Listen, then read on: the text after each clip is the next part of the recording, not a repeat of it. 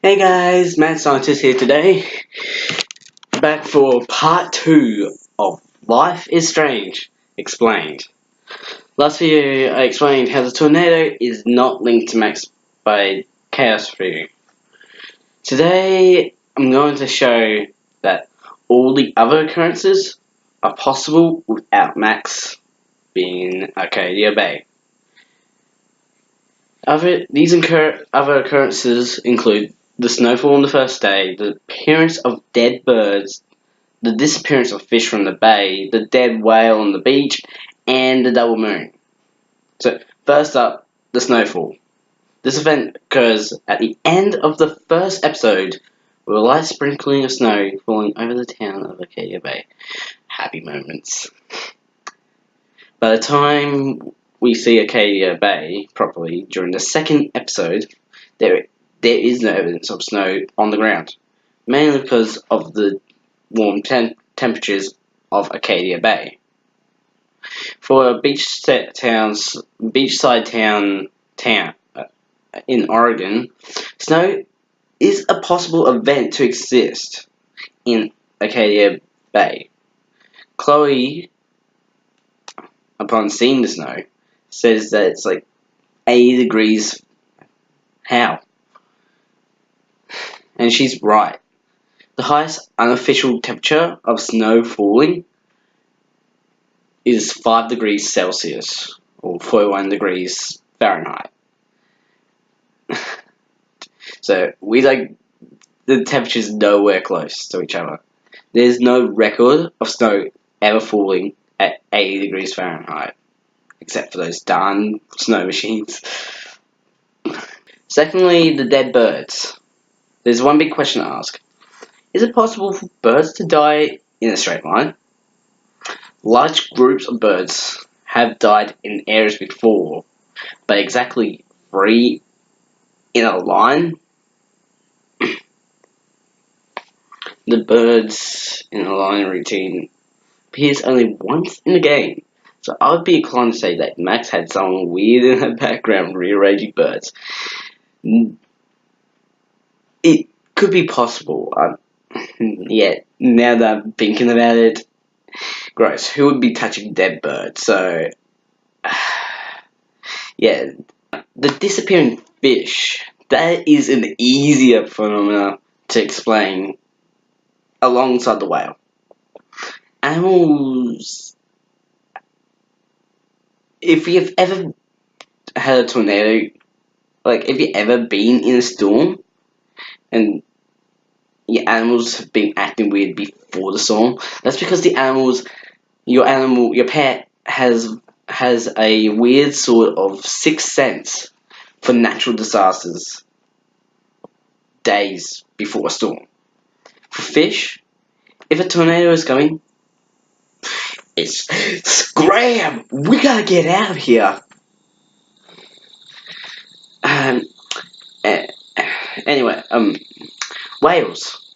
They can beach themselves if they are scared, and if not moved back into the ocean within hours, they can die. So now, the double moon.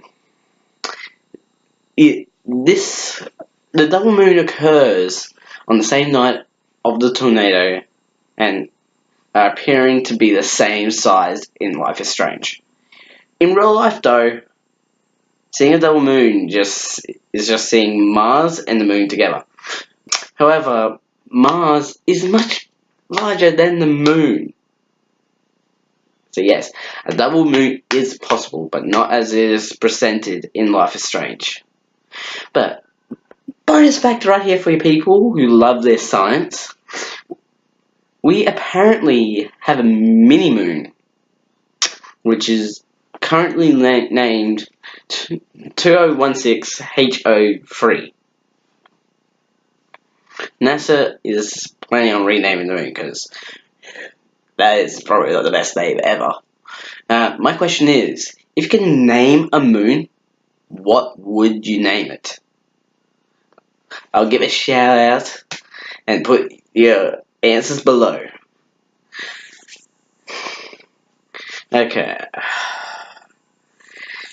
Okay, Okay, so I've done my best to explain the possibility of these events in the real world. Yeah, and some were rather poor.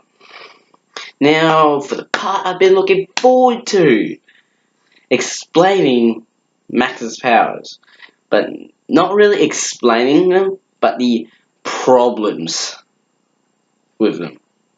This explanation has some thanks to a video from Game Theory by Austin. He covered Tracer. I'll put a link to the video in the description down below. Anyway, let's assume Max's powers can be real-life powers. These include rewinding time, time jumps, precognition, time stop, and focus. So, for the finale, finale of the explaining Life is Strange, I'm going to focus on the problems of rewinding time. Life is Strange shows the most accurate representation of the effects of rewinding time. Not that we would know, there has been a person that has gone back in time. There's records of people going forward in time. In fact, everyone can. In the game, in Life is Strange, if you rewind time too far, it causes blood to appear around the edges of the screen, like a person getting bloodshot eyes. Nosebleeds are also presented to happen to Max since getting her powers. These complications can be attributed to a theory named the Nocloning Theorem. The Nocloning Theorem, in its simplest form, is that there can't be two people with exactly the same DNA. Each rewind in real life creates a worse copy of that person from the past. Since DNA can't be the same, including the brain's DNA, the brain ends up producing a worse copy of itself. Head injuries can cause nosebleeds, and head injuries is linked to brain damage. However, there is no research to show that brain damage or tumours is linked to nosebleeds. Okay, so no go on that point. But how is rewinding time possible in the first place? Now, from the video that I watched, I don't remember the person's name that came up with this theory, but it's called closed Timelike curves, which is basically bending space and time on itself to create a wormhole to travel back to an earlier point of time. These holes, so it is confusing. There are holes in this part of explaining Life is Strange, and this video and the last video was really to throw ideas up in the air for others to speculate about. If you enjoyed this video and want to see the first part, click the first link in the description below. If you want to see more content like theories, gameplay, or vlogs, rewind and hit the subscribe button and notification bell so you'll know when I upload my next video.